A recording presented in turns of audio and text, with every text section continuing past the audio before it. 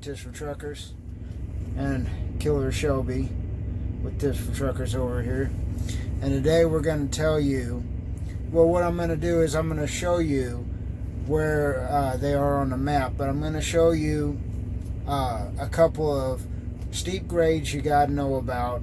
First, I'll go over the most common ones, and next I'm going to go over a couple that you may not know about. So stay tuned and enjoy this video. Watch out, take it easy on them hills, and don't burn up your brakes out there. See ya. Alright, the first one is Monteagle in Tennessee. It's on I-24 between Nashville and Chattanooga. It's about 6% grade for about 3 miles.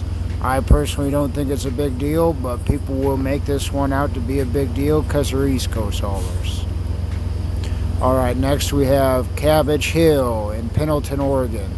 This one's a pretty good one. It's 6% grade for about 10 miles, and I personally have seen many trucks catch their brakes on fire, so watch it on this one. Take it about 35 miles an hour. Okay, next we got the big one. We got Eisenhower Tunnel over here. This one's between 6 and 7% grade. It's just outside of Denver, and it's about 10-12 miles long. Bunch of escape ramps here. Next we have Grapevine. It's between Bakersfield and Los Angeles, coming out of Los Angeles going towards Bakersfield. It's 6% for about 3 miles. It's not that big of a deal. You got one escape ramp on this one. Okay, next is Donner Pass. This one's very deceiving. It's a bunch of ups and downs. Not really one long grade, but it's just a bunch of ups and downs. It'll deceive you, 6% a lot of the way. And like I said, it's just a bunch of ups and downs. I-80 between Reno and Sacramento. Okay, now this one is something you might not know about. It's Highway 50. Just all the Highway 50 in Colorado between Montrose and Colorado Springs, Colorado. Watch it on this one. Bunch of blind curves. Next we have one that you might not hit very often. It's on I-90, just past Post Falls, Idaho.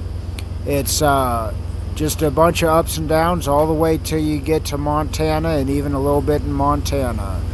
Watch it on this one. It gets very icy. Alright, next we have Green River, Utah. Basically all between the Colorado line and Richfield, Utah. You got a bunch of ups and downs here. Very beautiful views though. Stop and check it out at Black Dragon Rest Area. Okay, now we have the Oregon-California border over here on I-5. It's a really long climb and then one really long descent down. About 6% for about 10 miles or so. Watch it on this one. And next, coming up here, we got some that are kind of out in the middle of nowhere from now on. Hot Springs, South Dakota. This is when you're coming from Casper, Wyoming, going to Rapid City. Just all around here, around Sturgis, that whole area, just watch it. But right here in Hot Springs, you got a really long grade. And especially when you're going westbound.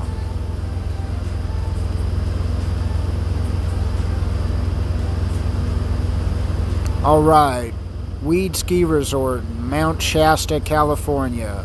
This is the way you take when you're coming out of Oregon, going down through Reno. Now this one is not too steep, but it gets really snowy in the wintertime. Check it out. Watch it. Alright, next. We have I wanted to do on this one, just all around State College, Pennsylvania. On the 2 lanes, kind of all over Pennsylvania on the 2 lanes. Just watch it, especially around this area. There's a lot of really steep grades, a lot of 20-mile-an-hour zones. Be careful for the 102 wide signs. Don't go down those roads if you got a 102 trailer. And last but not least, how can I forget Wolf Creek Pass, Colorado? This one's between Alamosa or Pueblo, Colorado, and on your way to Flagstaff, Arizona area, or Albuquerque, depending on which way you're going. I personally never been down this one, but it's 10% grades for about 20 miles. Definitely watch it on this one. This one's a good one.